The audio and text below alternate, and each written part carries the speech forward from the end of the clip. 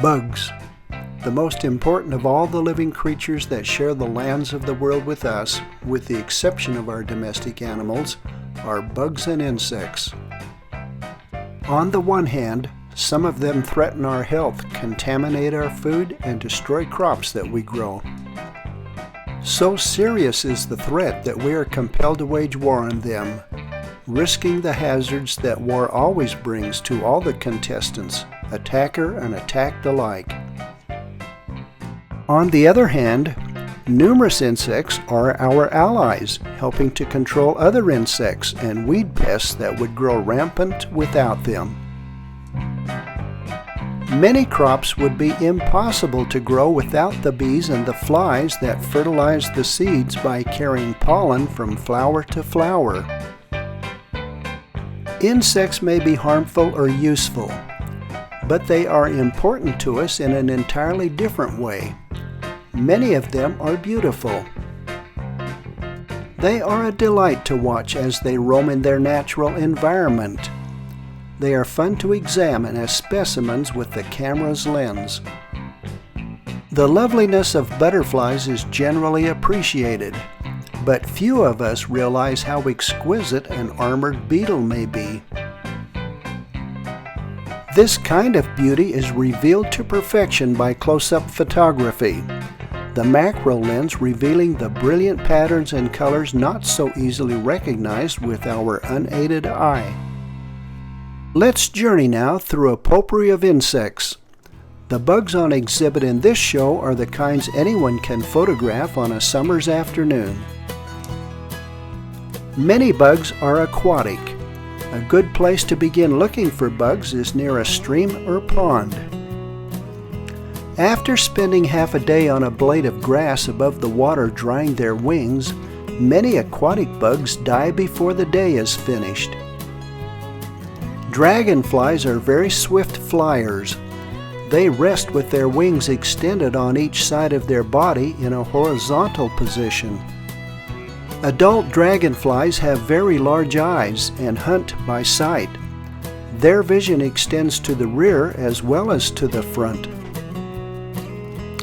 Damselflies are more delicate than dragonflies. They rest with their wings folded over their back. They eat other insects which they catch while flying. All mantises are predaceous insects. Being predators, they feed on other bugs, many of which are unaware of the trap the mantis has set for them. Mantises lie in wait for their victims with forelegs raised as if in supplication to their creator. Thus, they get the name praying mantis. Stink bugs usually have a strong, unpleasant smell if handled due to a fluid they emit when alarmed. This makes them inedible to birds and helps ensure their survival. Easily spotted in our gardens and along the foothills are processionary moth larvae. They live in silk nests on trees, which they damage severely when they go out to feed.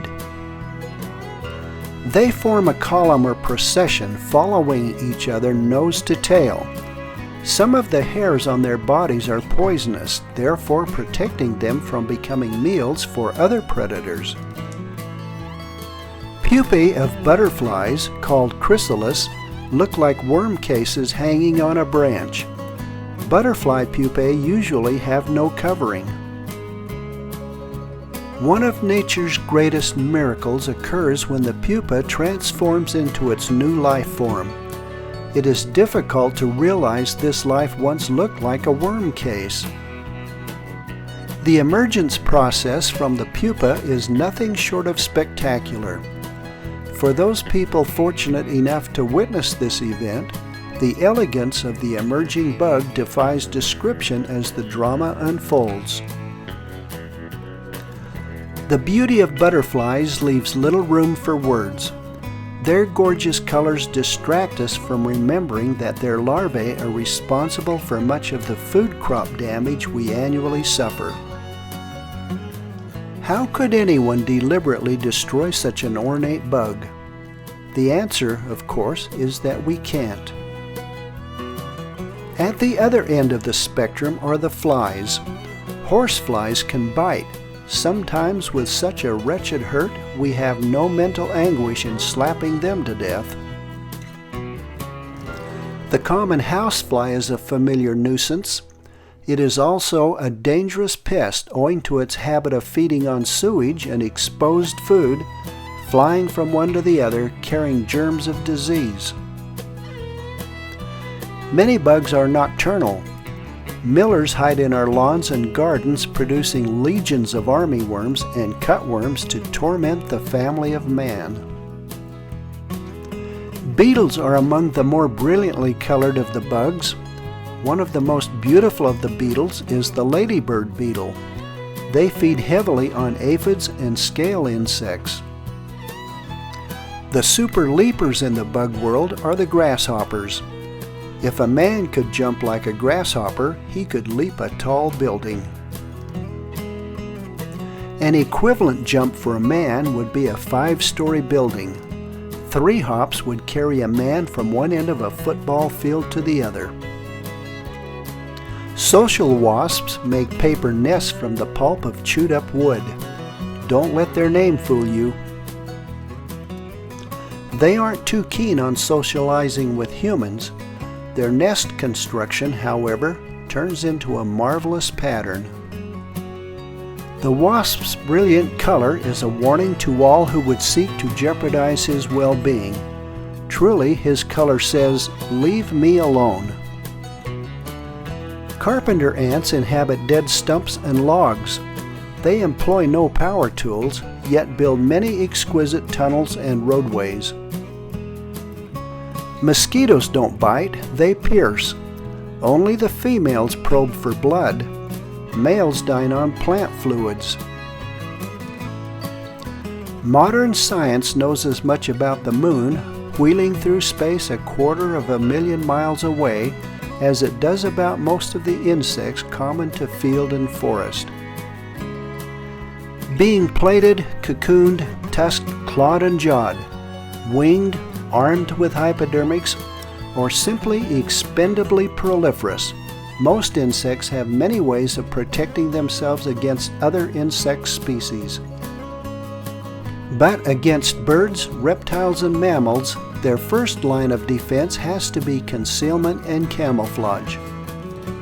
Camouflage takes many forms: disappearance into the background, mimicry of twigs or leaves which are not worth eating, or mimicry of other insect species which taste bad or have poisonous stings.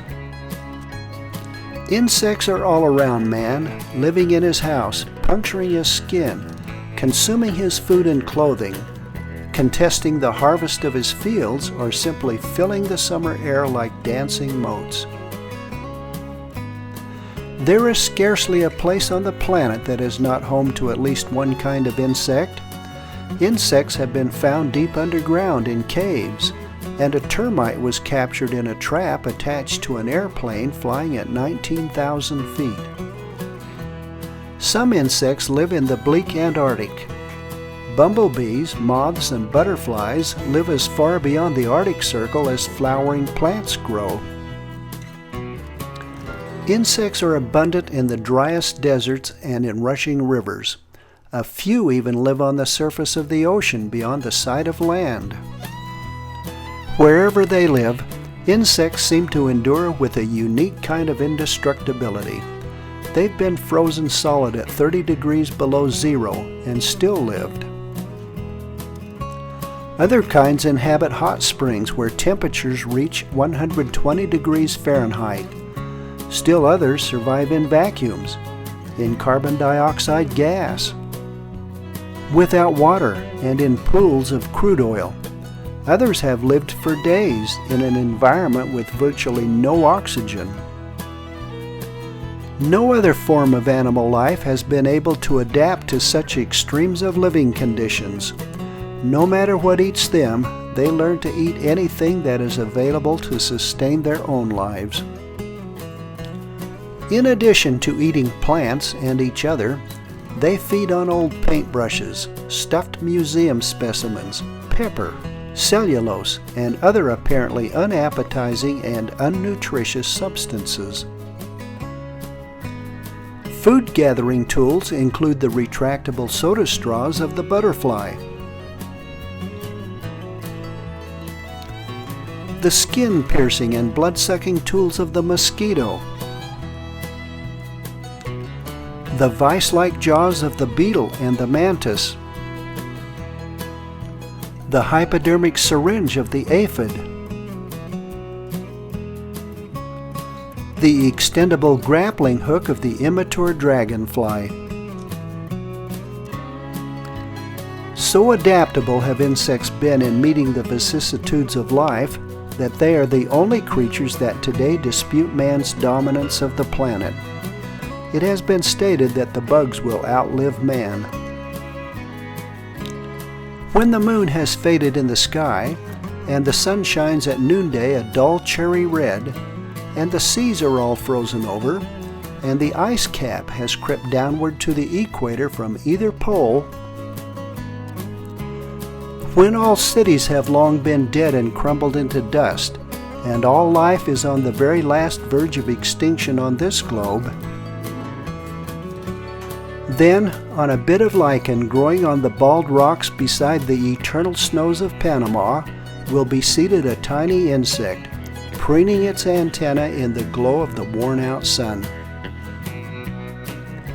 Representing the sole survival of animal life on our earth, a melancholy bug.